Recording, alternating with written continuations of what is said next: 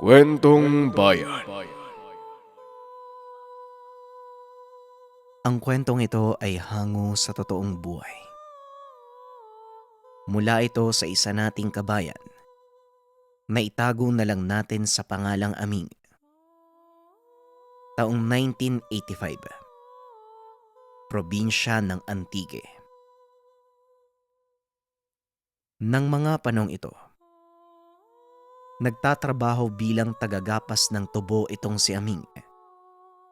Kadalasang wala sa tahanan, lalo na kung panahon ng gapasan.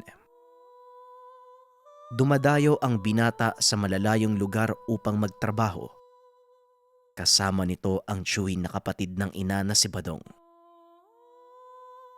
Simula nang mamatay ang ama, si Aming na ang tumayong haligi ng tahanan at bilang nag-iisang lalaki. Tungkulin ng binata ang magbigay ng pangangailangan ng mga nakababatang kapatid at ng inang may sakit. O Abing, gapasan na naman ha. Maayos na ba mga gamit mo? Tanong ng tiyuhin. Naghahanda na sila ng mga oras na yun dahil sa susunod na araw, magsisimula na ang pagpapagapas ng tubo sa kanilang lugar.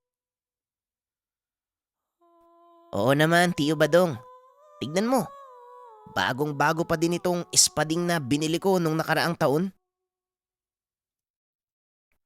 Tugon ng binata habang pinapakita sa tiyuhin ang kumikintab na espading.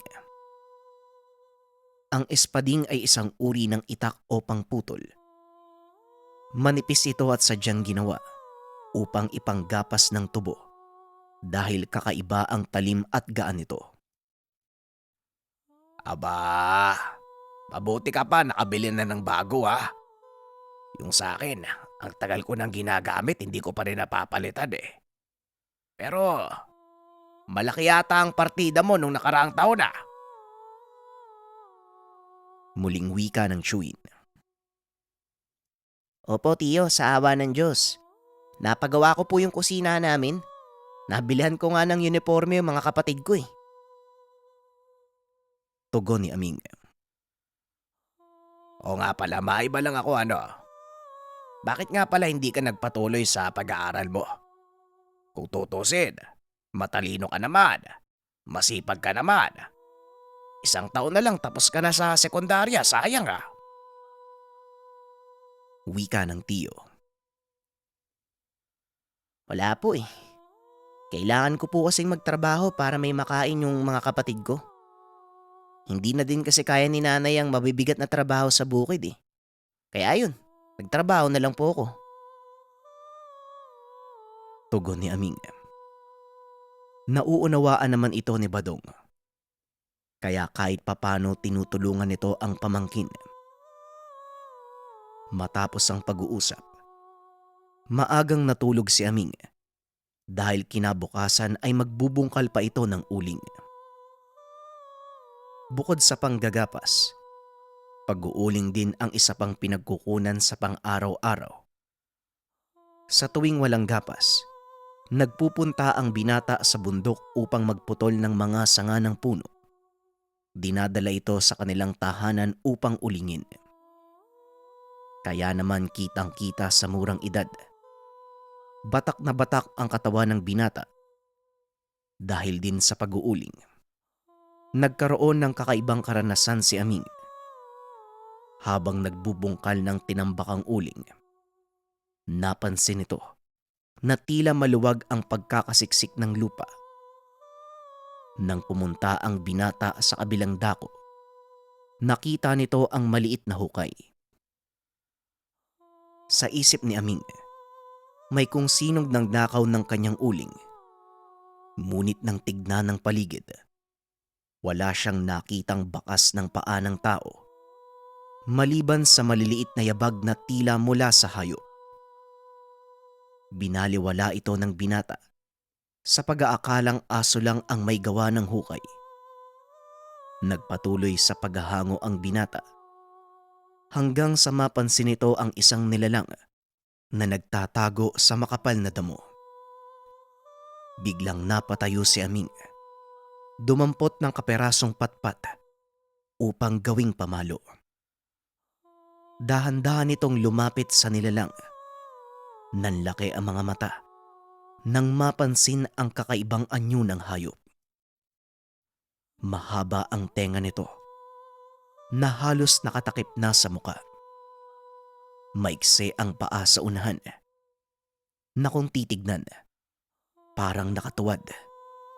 May malaki at mahabang buntot na ginagamit namang pangbalanse. Sugatan ng nilalang, kaya dali-dali niyang hinubad ang damit. Ibinalot sa parteng may sugat. Saktong tapos na din sa paghahango ang binata, kaya nagpasya na itong umuwi. Karga ng karosang hila ng kalabaw ang mga hinangong uling. Ipinatong ng binata ang nilalang sa pinakataas ng tumpok. Tinakpan niya ito ng sako upang hindi makita ng iba. Pagkarating sa tahanan, kagad niyang ipinakita sa ina ang hayop. Nanlaki ang mga mata ng matanda dahil hindi pangkaraniwang nilalang ang nakita ng binata, kung hindi isang sigbin. Ay nako, por Diyos por Santo. Ano ka bang bata ka? Saan mo nakuha yan? Wika ni Aling Pasing. Nakita ko lang po siya dun sa tabi ng inuulingan ko, Nay. Bakit naman parang gulat na gulat po kayo? Ano po bang meron dito? Tanong ni Aming. Dumungaw si Aling Pasing sa bintana upang masiguradong walang tao at isinara niya ang pintuan para walang makakita sa dalang nilalang ni Aming. Hindi mo ba alam kung ano yung dinala mo pa uwi? Sigbin yan. Naku, baka may kasama pa yan. Siguradong malilintikan tayo. Tugon ni Aling Pasing. Ngunit sinigurado ni Aming, mag-isa lang ang nilalang ng matagpuan ito. Tinanggal ng binata ang telang ibinalot sa katawan ng sigbin upang ipakita ang malaking sugat nito sa bandang tiyan. Gamutin na lang po natin siya, Nay. Naawa po kasi ako eh. At saka, hindi niya po kakayaning ipagtanggol yung sarili niya kung sakaling atakin siya uli ng mababangis na hayop sa gubat. Kawawa naman po. Wala nang nagawa ang matanda. Dali-dali itong kumuha ng mainit na tubig at ilang malinis na tela. Dating paltera sa bayan ang matanda, kaya kahit papano, may kaalaman ito sa pagtatahi ng sugat. Ilang sandali lang, nagawa nitong isara ang hiwa ng nilalang. Unti-unti na din itong huminahon. Inilagay ni Aling Pasing ang sigbin sa isang malaking planggana. Nilagyan ng mga lumang damit para magsilbing higaan. Kinabukasan, maagang nagising si Aming dahil aalis ito upang sumama sa tsuwing maggapas. Hindi na nakapagpaalam sa ina dahil tulog pa ito. Pagsapit ng hapon, pag-uwi ng binata, naalala nito ang sigbin. Dali-dali niyang hinanap ang ina ngunit wala ito sa tahanan. Ilang sandali pa ay dumating din ito. Nagtataka ang binata dahil nakangiti ang matanda at napakadaming bitbit na pinamili. Oh anak, ay mabuti naman at nandito ka na. Halika, Aming. May sasabihin ako sa iyo. Bilisan mo. Wika ni Aling Pasing. Kagad pumasok ang binata at naupo sa mesa. Ano po ba yun, Nay? Saka, saan po galing yung mga pinamili nyo? Tanong ni Aming. Yun nga yung gusto kong sabihin sa'yo, anak. Alam mo bang napakabait ng dinala mong sigbin? Swerte pa! Tugon ni Aling Pasing. Ano po? Bakit naman po, Nay? Ano po bang ginawa niya? Tanong ni Aming. Dahil sa kanya, kung bakit ko nabili ang mga ito. Meron siyang nilawang 2 pirasong ginto. Maliliit lang, pero nagawa kong ibenta sa malaking halaga. Wika ng matanda. Kagad hinanap ni Aming ang nilalang ngunit hindi niya ito nakita. Nasaan naman po yung sigbin, Nay? Hindi ko po siya makita eh. Tanong ni Aming. Pinili ko ng maliit na tapayan. Nandoon sa likod ng bahay natin. Kung gusto mo, pwede mo siyang puntahan. Nga pala, Mumong ang pangalan niya. Tugon ni Aling Pasing. Kagad itong tumayo upang ihanda ang kanilang hapunan. Pumunta si Aming sa likuran ng tahanan upang tignan ang sigbin.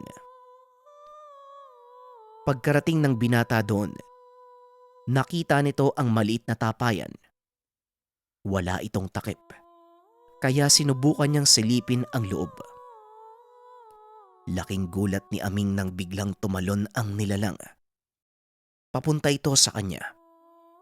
Natumba ang binata at sumigaw, dahilan para mapalabas ng tahanan si Aling Pasing. Ame! Ame! Ano bang nangyayari? Ay bakit ka sumisigaw? Tanong ni Aling Pasing. Nakita nitong nakapatong sa dibdib ng binata ang sigbin habang paulit-ulit siyang inaamoy. Ay naku naman. Akala ko kung napano ka na. Huwag kang mag-alala. Hindi nananakit si Momong. Tumayo ka na nga dyan at kakain na. Maglinis ka ng katawan mo. Ang baho mo. Wika ni Aling Pasing. Mabilis namang bumaba ang sigbin. Kagad itong bumalik sa tapayan. Dahan-dahang tumayo ang binata. Naupo sa tapat nito. Mabuti naman magaling na yung sugat mo. Salamat nga pala sa binigay mong tulong kay nanay ah. Hindi ko alam kung ano ka eh. Pero nararamdaman ko. Mabuti kang nilalang. Kaya pakibantayan mo muna si nanay habang nagtatrabaho ko ah. Ikaw munang bahala sa bahay namin ah. Wika ni Aming. Sabay himas ng ulo ng sigbin. Idinikit naman ito ang ilong sa palad ng binata bilang tanda ng pagtanggap ng pakikipagkaibigan nito. Ilang araw ang lumipas. Napapansin ni Aming, unti-unting nagbabago ang itsura ng kanyang ina. Naging mas bata ang mukha nito. Medyo tumataba. Lagi pa itong nakangiti. At ang pinakamalaking pagbabago sa lahat, ang estado ng kanilang pamumuhay. Unti-unting naipapagawa ng ina ang sira-sira nilang barong-barong. Dito nagsimulang magtaka si Aming, kaya kinausap nito ang ina. Nay, huwag niyo po sanang mamasamain yung tanong ko ah. Saan niyo po kinukuha yung perang pampagawa ng bahay natin? Tanong ni Aming. Saan pa ba ako kukuha ng pera? Abay syempre dyan kay Momong. Hindi ko nga din alam anak eh, kung bakit patuloy siyang naglalabas ng butil ng ginto. Di naman ako nanghihingi sa kanya. Tugon ng matanda. Dagdag pa nito, natataon pa kung kailan sila nangangailangan. Saka din nagbibigay ng ginto ang sigbin.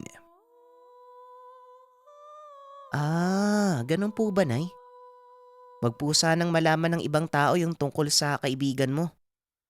At Nay, wag po sana nating abusuin yung kabaitan ng nilalang ha. Wika ni Aming. Wag kang mag-alala anak. Alam ko naman yung tungkol sa bagay na yan. At isa pa, hindi ko naman hinihiling ang mga bagay na ibinibigay niya sa atin. Kaso nga lang yung uling mo, mukhang mauubos na ng kakakain. Biglang napalingon si Aming sa tumpok ng uling.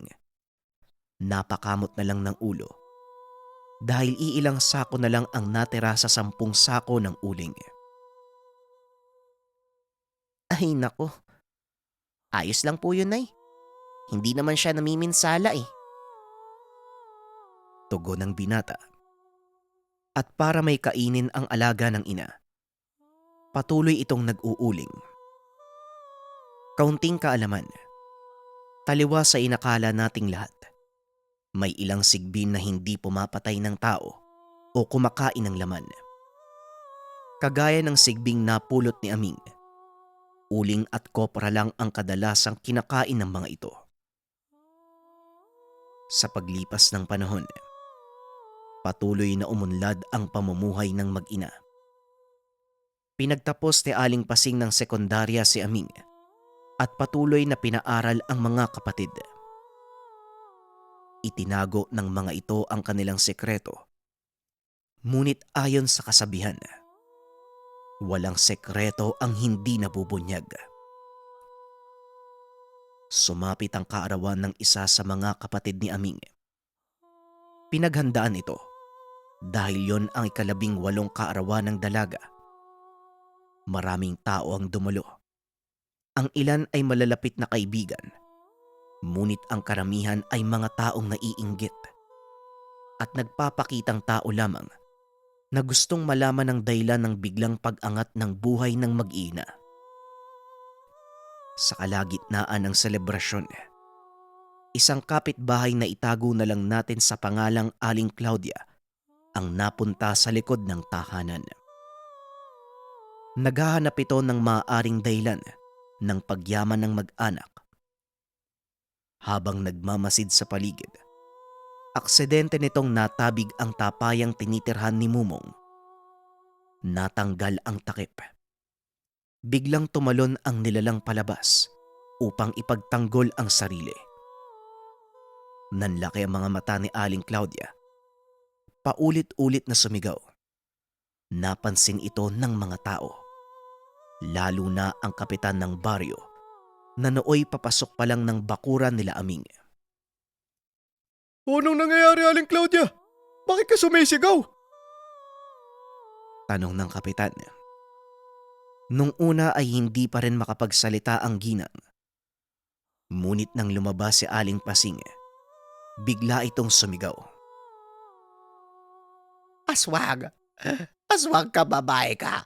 May alaga kang sigbin! Kaya pala bigla kayong yumaman! Kampon ka ni Satanas! Wika ng ginang. Mag-iingat ka sa sinasabi mo. Mabigat na paratang yan, Aling Claudia, hindi maganda yan. Tugon ng kapitan. Hindi po ako nagsisinungaling, Kapitan. Kitang-kita ng 2 mata ko yung sigbin eh. Lumabas pa nga dyan sa tapayan. Wika ni Aling Claudia. Tinignan ng kapitan ng tapayan. Dahan-dahan itong nilapitan ngunit wala siyang nakita. Ay naku, Aling Claudia. Baka pusa lang yung nakita mo. Halika na nga. Ihatid ka na namin pauwi. Mukhang naparami na yung inom mo eh. Tugon ng kapitan. Kagad inalalayan ang ginang palabas ng bakuran. Naku, Aling Pasing. Pasensya na po kayo ah. Lasing na yata si Aling Claudia eh. Wika ng kapitan. Nakahinga ng maluwag ang mag-ina dahil inakala nilang tuluyan ng mabubunyag ang sikreto. Inakala din ng mag-ina na tuluyan ng mananahimik si Aling Claudia. Ngunit laking gulat ni Aming nang minsan siyang magawi sa bayan. Nakaupo ang binata sa harap ng tindahan habang nagpapahinga. Namili ang binata ng mga kakailanganin sa tahanan. Nilapitan ito ng 2 babae.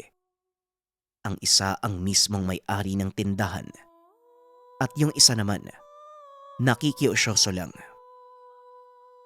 Hoy Aming, Totoo ba yung sinasabi ni Aling Claudia? May alaga daw sigbin yung nanay mo? Napangiti ang binata. Ngunit bahagya na itong kinakabahan. Po, huwag po kayong magpapaniwala kay Aling Claudia. Lasing na po yun eh. Ang sabi nga po ni Kapitan, baka pusa lang daw po yung nakita niya nung pumunta sila sa bahay. At saka gabi na po yun eh, madilim. Tugon ni Aming. Nagpumilit ang tendera. Ayon pa dito, inilarawan ni Aling Claudia ang itsura ng nakitang nilalang. Kagaya nga po ng sinabi ko, namalikmata lang si Aling Claudia. Masyado naman po kayo nagpapaniwala. Mga kwento lang po yan eh. Tapos lasing pa. Maniniwala po ba kayo sa ganun? Muling wika ni Aming at kagad na itong umalis sa lugar. Kaso nga lang hindi pa ito nakakalayo. Bigla siyang hinarang ni Kapitan Hermes. Alam mo, Ming, maniniwala na sana akong lasing si Aling Claudia nung gabing yun eh. Pero ako mismo yung nakakita ng sigbin. Kaya ako sa'yo, huhulihin ko na ang nilalang na yun. Ilagay mo sa sako, tapos dalhin mo sa akin. Wika ng Kapitan. Pasensya na po Kap ha. Pero hindi ko po alam yung sinasabi nyo eh. Sige po, aalis na po ako. Tugon ni Aming.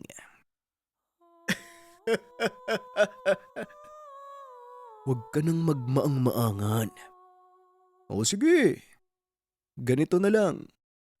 Kapag nahuli mo ang sigbin ng nanay mo, kapag nadala mo sa akin, bibigyan kita ng malaking pabuya. Ano, payag ka? Pagpupumilit ng Kapitan. Ngunit patuloy na nagmatigas ang binata. Naku, pasensya na po talaga kayo. Wala po akong alam sa sinasabi nyo eh. Wala po kaming alagang sigbin Kap. Tugon ni Aming sabay takbo palayo. Lingid sa kaalaman ng binata, may binabalak ng hindi maganda ang Kapitan. Pagdating ng binata sa tahanan, kagad nitong kinausap ang ina. Nay, kalat na po sa bayan yung tungkol kay Mumong. Mukhang desidido po si Kapitan Hermes eh. Huliin niya po yung alaga nyo. Wika ni Aming. Huwag kang mag-alala, Aming. Nararamdaman ito ni Mumong. Hindi niya tayo hahayaang masaktan. Kaya ipanatag mo ang kalooban mo. Tugon ng ina. Hindi ito makikitaan ng pag-aalala. Pakanta-kanta lang ang matanda habang nagwawalis sa bakuran. Kinagabihan. Naupo ang binata sa madilim na parte ng kanilang bakuran upang bantayan kung sino mang paparating. Maghahating gabi na ng mga sandaling iyon at sa hindi inaasahang pagkakataon, nakita ni Aming ang ilang taong paparating. Nanatili ito sa kinauupuan upang makiramdam. Nagpatay pa ng ilaw ang mga ito upang hindi makita. Ngunit lingid sa kaalaman nilang nakamasid ang binata. Marahang lumakad ang dalawang lalaki. Isa sa mga ito ay si Kapitan Hermes. Laking gulat ng binata nang mapagtanto. Ang kasama ng kapitan, walang iba kung hindi ang tsuhing si Badong. Ang sabi ni Manang Pasig, nasa likod ng bahayang tapayan. Pero hindi ako sigurado kung alin sa mga yon, kaya mag-iingat tayo. Ayokong malaman ng kapatid ko na ako ang nagturo sa'yo. Wika ni Badong. Huwag kang mag-alala, Badong. Gaya ng sinabi ko, malaki ang magiging pabuya mo kapag nahuli ko ng buhay ang sigbi na yan. Sa wakas, yayaman na ako! Tugon ng kapitan. Hindi makapaniwala ang binata Pinagkanulo ng tiyuhin ang kanyang ina. Marahang gumapang si Aming papunta sa kinaroroonan ng tapayan. Inilipat ito ni Aling Pasing bilang paghahanda kung sakaling totoo ang sinabi ni Aming. Nakaupo ang binata sa tabi ng tapayan habang pilit na tinatawag ang sigbin. Mumong! Mumong! Uy! Tumakas ka na. Nandito na yung mga taong gustong humuli sa'yo. Umalis ka na! Wika ni Aming.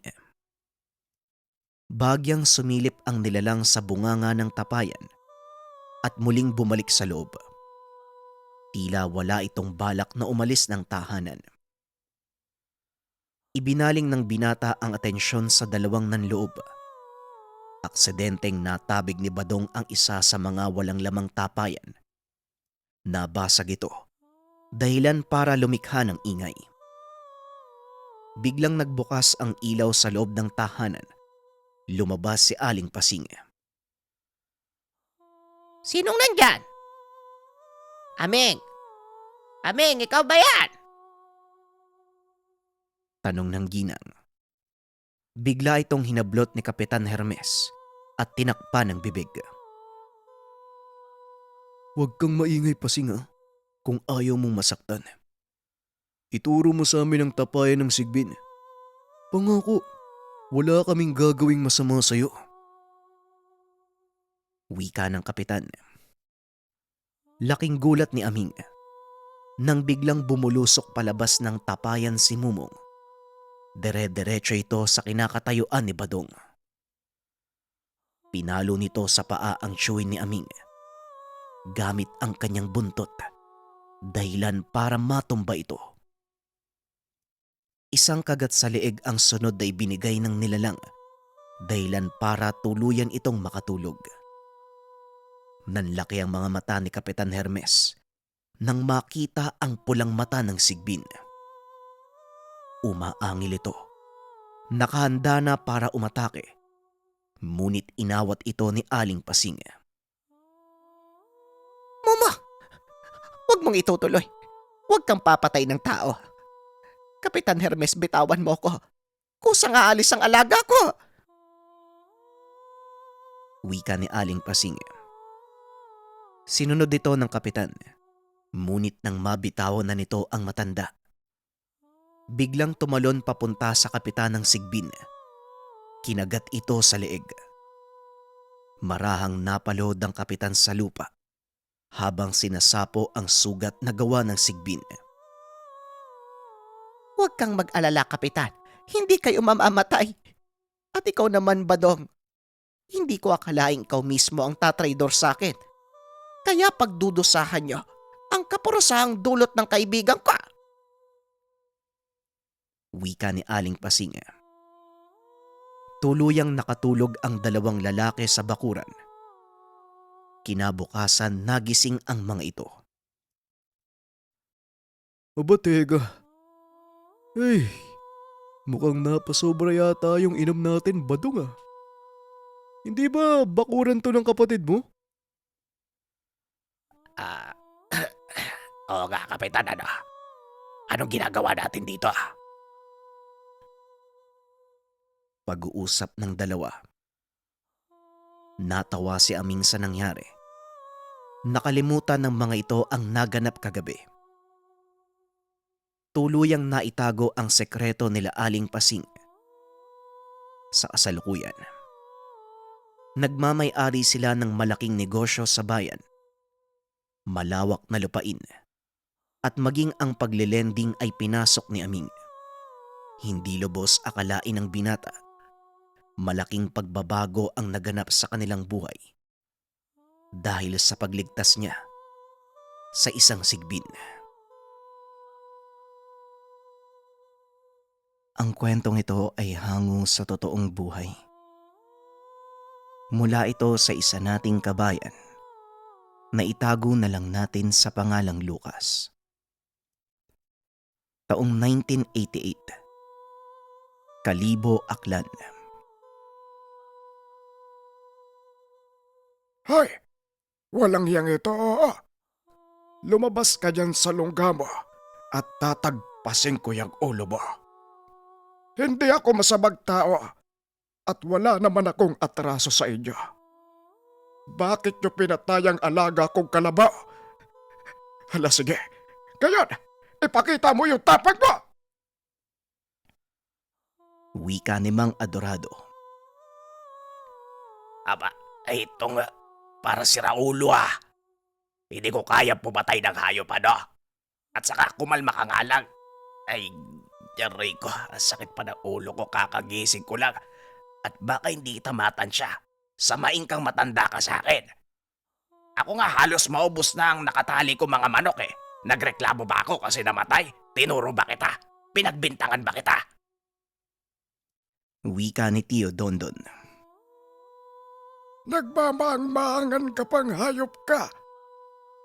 May nagsabi sa akin, ikaw, pati yung lasinggero, dumaan sa bakuran namin kagabi. Malay ko ba kung may lahi kang aswag? Tignan mo yung mata mo, pulang-pula. Tapos, ang itim-itim pa nung ilalim. Napakabaho mo pa. Wika ni Mang Adorado. Napatigil ang dalawa nang biglang may pumaradang tricycle. Sakay si Lucas galing sa ibang bayan. Isang kapgu ang binata. Nagbakasyon lamang sa probinsya ng Chuhin. Ayon sa kanya, gusto lang sanang makapagpahinga ng maayos, lalo pat galing pa ito sa ibang ibayo. Doon ginaganap ang mga pagsasanay. Napili niya ang lugar ng Chuhin dahil sa pagkakaalam. Maganda at maayos ang baryo. Dagdag pa ng binata, gusto niyang mapuntahan ang sinasabi nilang isla na Bora Bora na malapit lamang sa lugar. Sa kasamaang palad, hindi maganda ang naabutan ni Lucas nang makarating sa lugar. Kagad niyang napansin ang matanda na may hawak na itak.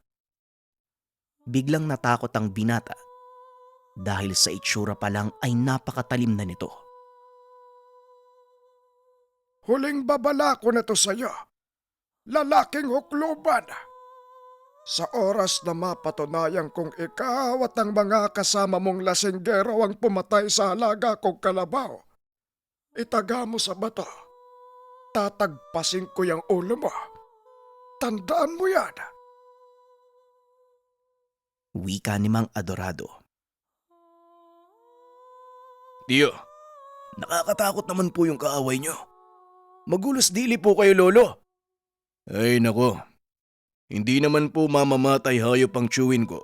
At lalong hindi po yan ukluban. Wala kaming lahing demonyo. Pero kung gusto mo po, kaya naming gumawa ng gulo. Wika ni Lucas. Nagulat ang matanda nang bunutin ni Lucas ang mahabang kahoy na gawa sa ratan. Halos isang dipa ang haba nito. Nilabas din ng binata ang pares na tsako. Napatitig naman ng matanda at sinuri ang tindig ng karap. Sa itsura ni Lucas, tila sanay itong pumatay ng tao. Kagad namang huminahon ang matanda. Batid nito na isang maling hakbang. Siguradong hindi na siya sisikatan ng araw. Tandaan niyo, hindi pa ako tapos. Kayong dalawa, mga anak kayo ng dyablo. Wika ni Mang Adorado. Kapag hindi ka pa umalis, magpapatawag na ako ng mga tanod. Si Raulong matandang to, dinamay pa ako sa problema. Nakakawalang respeto ang mga kagaya mong matanda Sa susunod, kung may problema ka, wag mong idaan sa init ng ulo. Pwede naman tayo mag-usap ng mahinahon Pati tuloy mga kapitbahay na bulahaw dahil sa'yo ang aga-aga pa. Ikaw naman, pumasok ka na. Wag mo nang patulan yung matandang baliw na yan.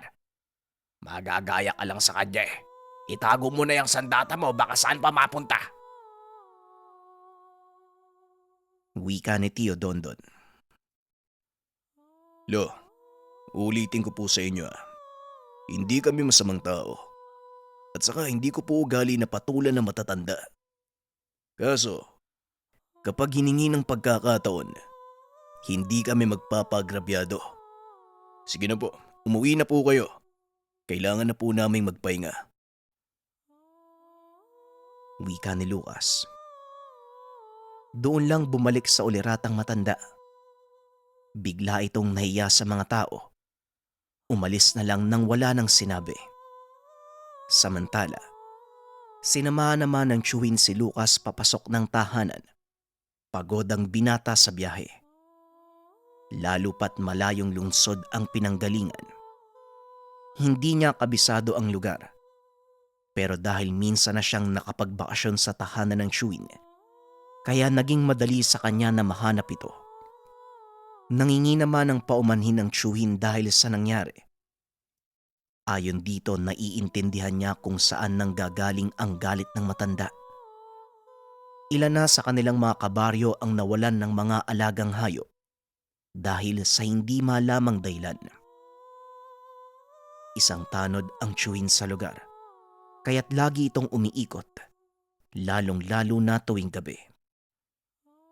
Madalas itong mapag-initan ng mga kabaryo dahil ayon sa kanila, madalas nilang makita si Tio Dondon sa lugar ng patayan. Ano po bang problema, Tio? Tumutulong na nga kayo. Bakit ikaw pa yung pinagbibintangan? Imbis na magpasalamat sila, ganyan pa yung ginagawa eh.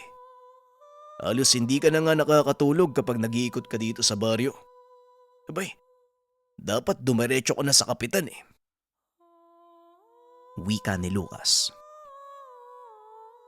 Alam naman ng kapitan ang nangyayari.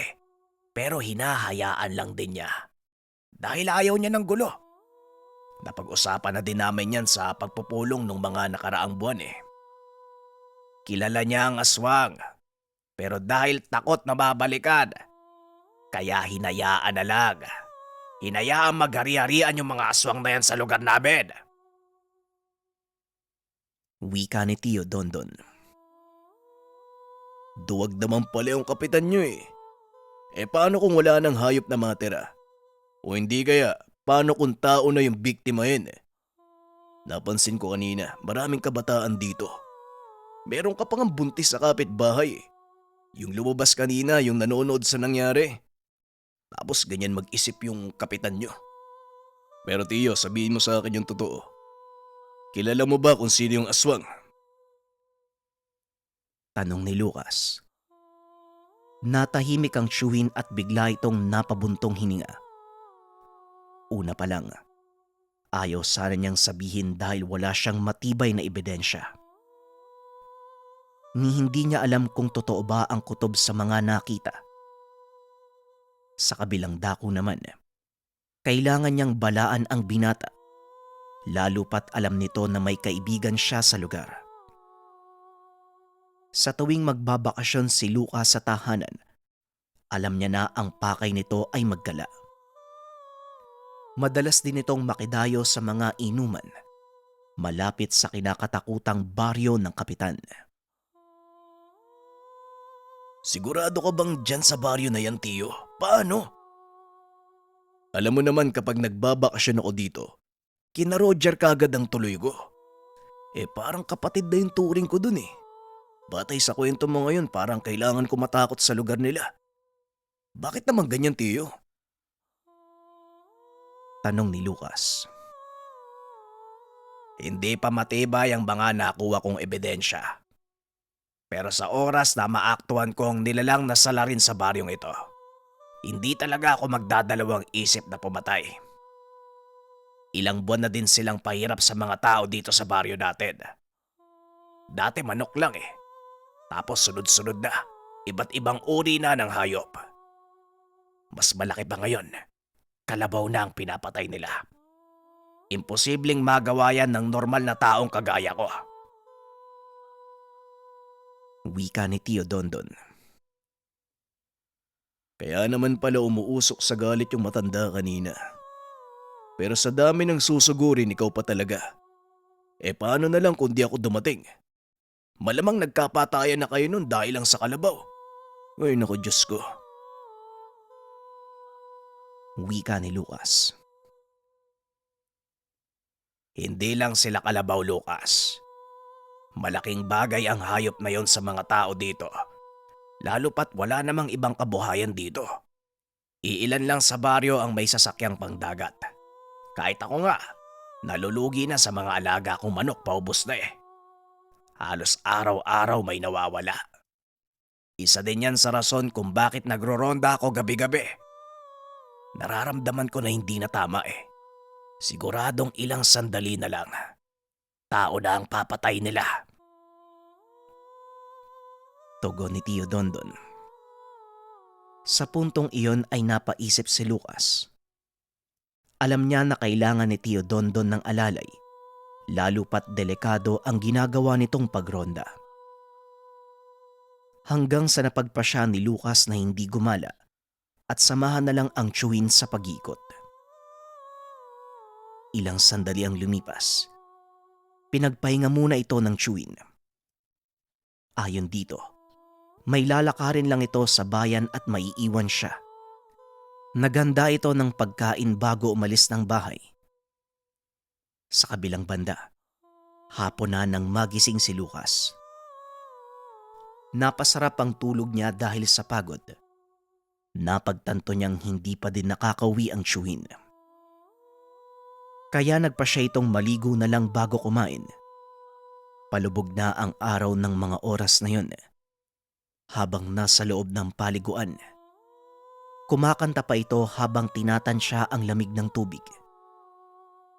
Ilang sandali pa ang lumipas. Nakarinig siya ng mga kaluskos. Malapit lang sa silong ng bahay ang kulungan ng mga alagang hayop ng tiyuhin. Kaya maririnig ito mula sa banyo kung ano ang nangyayari sa mga manok.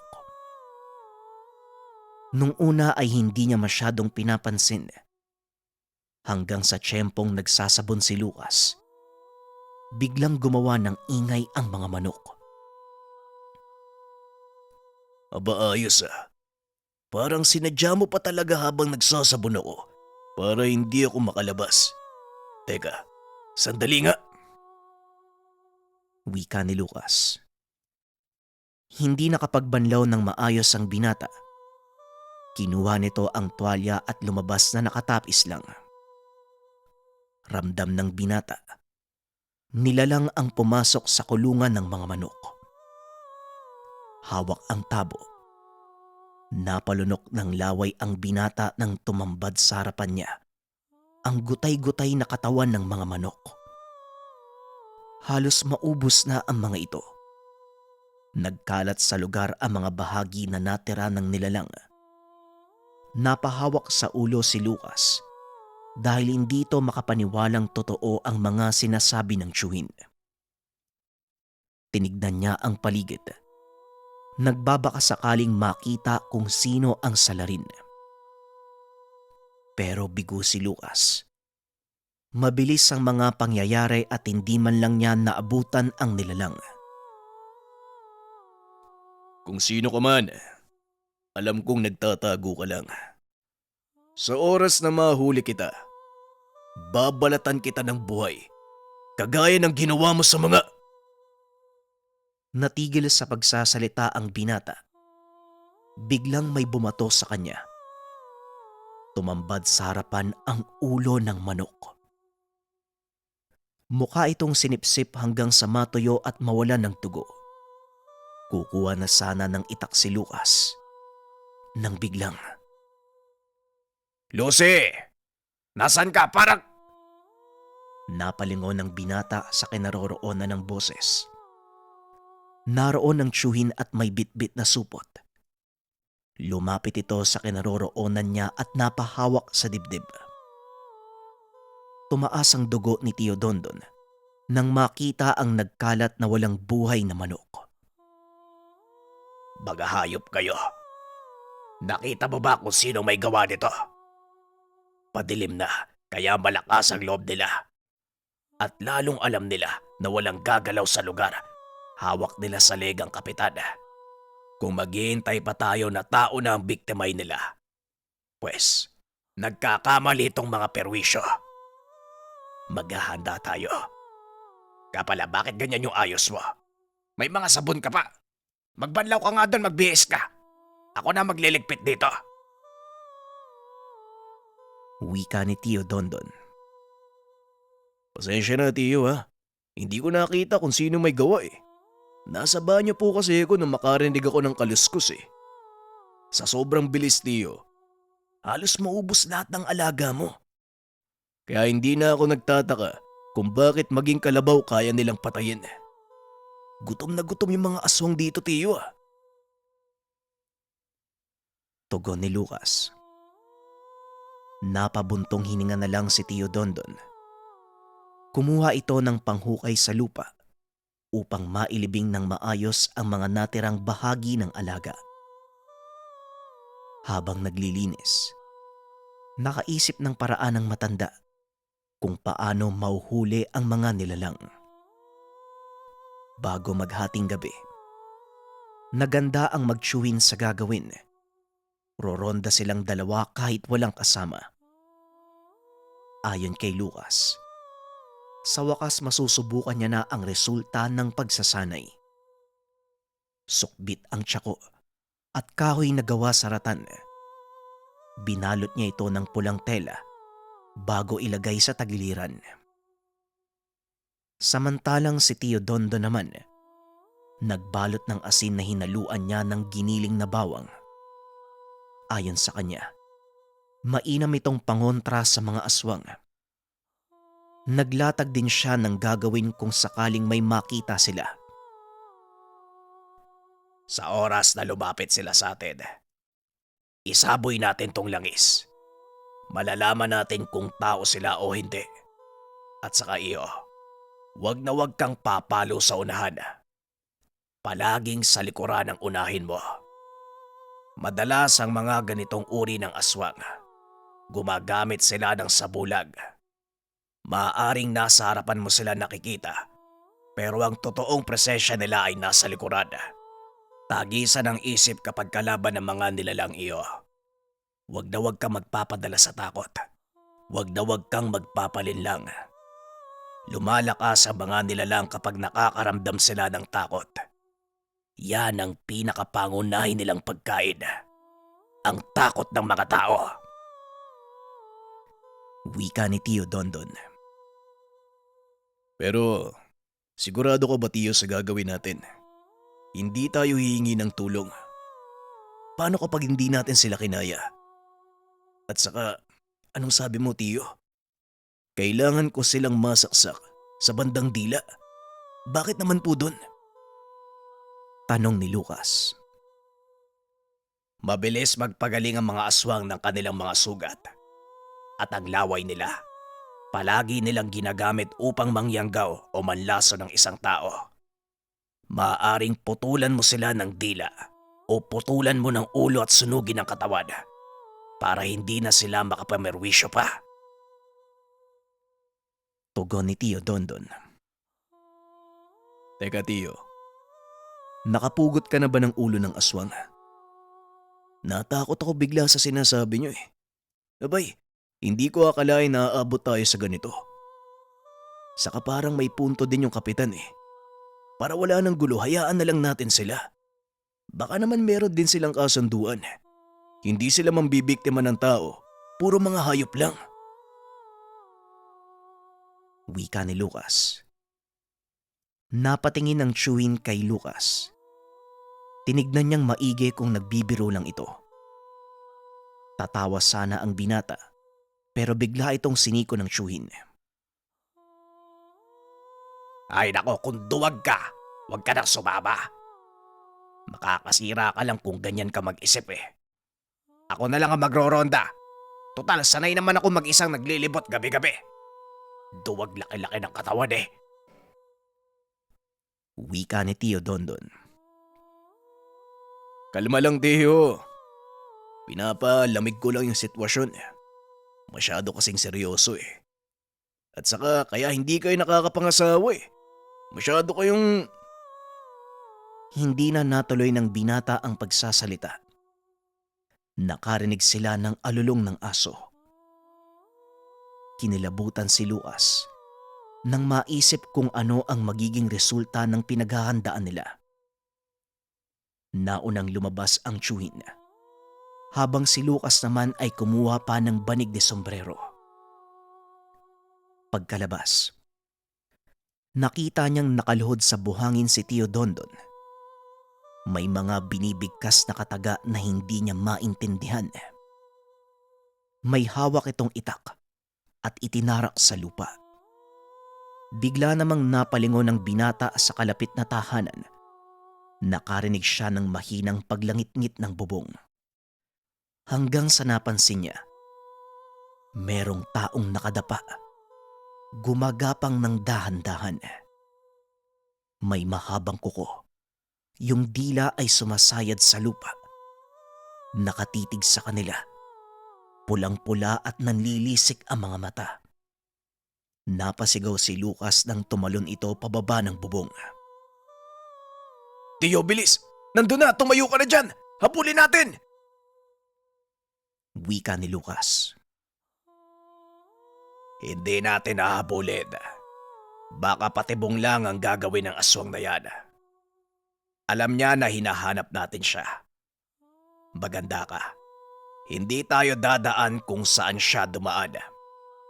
Iikot tayo sa bahay ni Musang, sa gilid ng bahay ng buntis. Sigurado ko, yon ang binabalik-balikan nila.